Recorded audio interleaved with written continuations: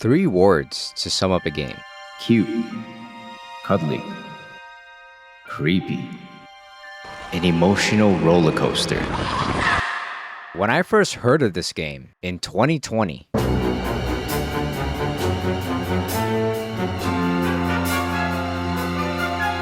I watched it being played on Twitch. My first impression was, wow, this game looks amazing. It reminded me a lot like Earthbound. I got a new game, sport. So when I took to Steam and looked up the game and saw that one tag, Absolutely not. look, I hate horror. I'm a huge pussy when it comes to horror. Like, horror makes me shit and my pants. 2 years after release, I was diagnosed with game drop. I'm sorry. It looks like you have game drop. You're not gonna make it.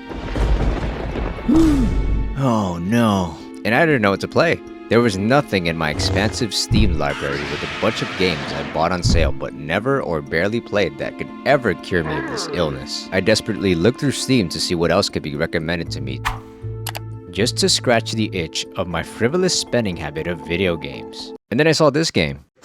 It peered into my soul and pulled me closer. So I eventually caved in and bought it. Cha-ching! 25 hours and $20 later I said, remarkable. but I was also like, Hours of life, yes, yeah! it started off all creepy, so I got a little bit of a buyer's remorse at first. Oh my god. But then shortly afterward, it opens up and it's got this aesthetic where it's as if you're in a children's coloring book. I mean, look at that. They even got the cat from Stray. Yeah, so this game knows when to have fun, but it also knows when to creep you the f out. But do not let that horror aspect deter you from getting this game, because the game is actually not all that scary. This might not be so bad after all. It's just a few horror elements here and there. If you've ever played games like Earthbound or Final Fantasy, it's the same premise as this game. Same, but different. You're gonna spend most of your time fighting enemies, leveling up, and going through a lot of expository dialogue. It's typical turn-based combat for the most part. Hey, it was my turn! But in this game, you got this emotion mechanic which works like rock, paper, scissors.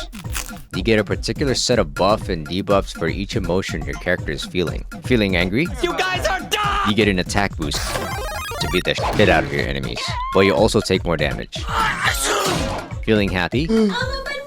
You become Lightning McQueen. I am speed. You get a speed boost, but you're also more likely to miss your shots. Feeling sad? Lapse in my judgment. You turn into a rock It's a rock! and become more tanky, but you're also slow as and move in.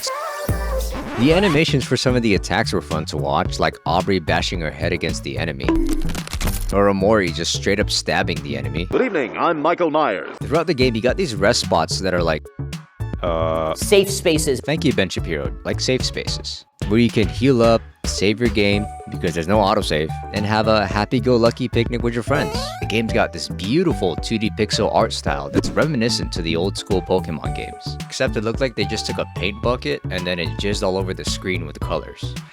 The enemy design was very creative, I'm buff. and you get a good amount of enemy variety. Props to the artist with his very unique art style. Minor spoilers ahead. Skip to this part if you don't want to see it. But let me talk about the best aspect of this game. The music.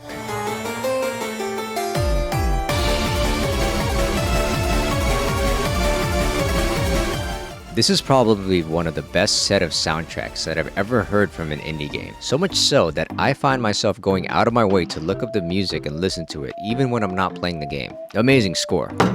10 out of 10 IGN. It is a little something for everyone. You gotta listen to it for yourself. I'll think about it. Or just get the game. It's only 20 bucks. You'll only be losing out on 2 McDonald's meals. You also can't forget about the story. And the poop and the pea lived happily ever after. I'm gonna be honest, I don't have a good way of explaining the story. So instead, according to IMDb, you play as a boy who's accompanied by his friends, and they go on a quest to find his other friend, while they explore a strange world full of colorful friends and foes. Assuming you play through half of the game, this story goes way deeper than this explanation. I mean, they've even got a warning label when you start up the game of depression and anxiety. That should tell you something.